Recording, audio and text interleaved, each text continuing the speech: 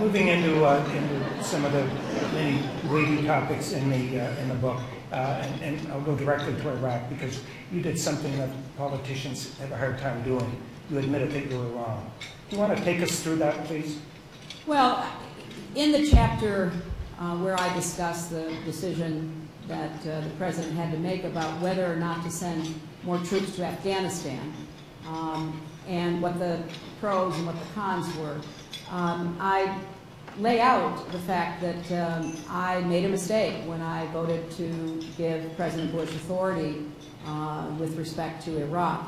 And even though I thought I had made the best decision I could under difficult circumstances and later came to just be absolutely regretful, if not dumbfounded, by the way that the administration implemented that decision, I kept trying to say, well, if we had known then what we know now, it would not have ever come for a vote, all of which was true, but sort of avoided the fact of my saying, you know, I just got it wrong, plain and simple. I made a mistake. And I thought a lot about that because people said, well, you know, why don't, you know, you're not saying you made a mistake for political reasons. Well, in fact, in the Democratic Party at that time, the smart political decision, as so many of my colleagues did, was just to come out and say, terrible mistake, shouldn't have done it, and, you know, blame the Bush administration.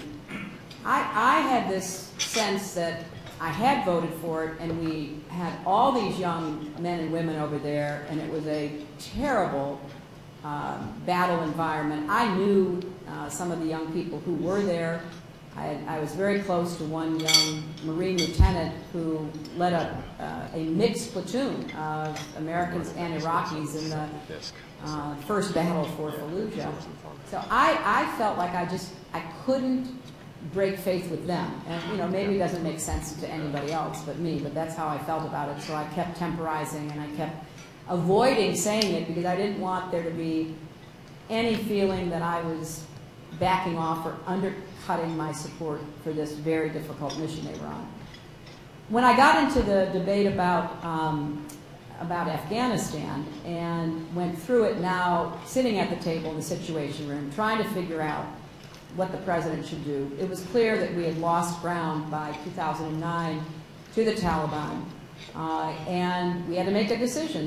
The military was asking for more troops. Were we going to provide them? Were we not going to provide them? And actually waiting for the president on his desk was a request that President Bush had passed on to him, thinking that it should be made by the incoming president.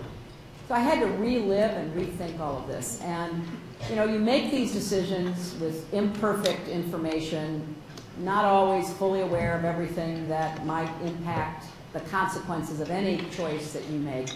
And I took very seriously what I recommended to the president on Afghanistan. So when it came time to write the book, I wanted to share, you know, my thinking and certainly start with the very, you know, clear statement about I believe I made a mistake, and obviously I'm concerned about where we are right now.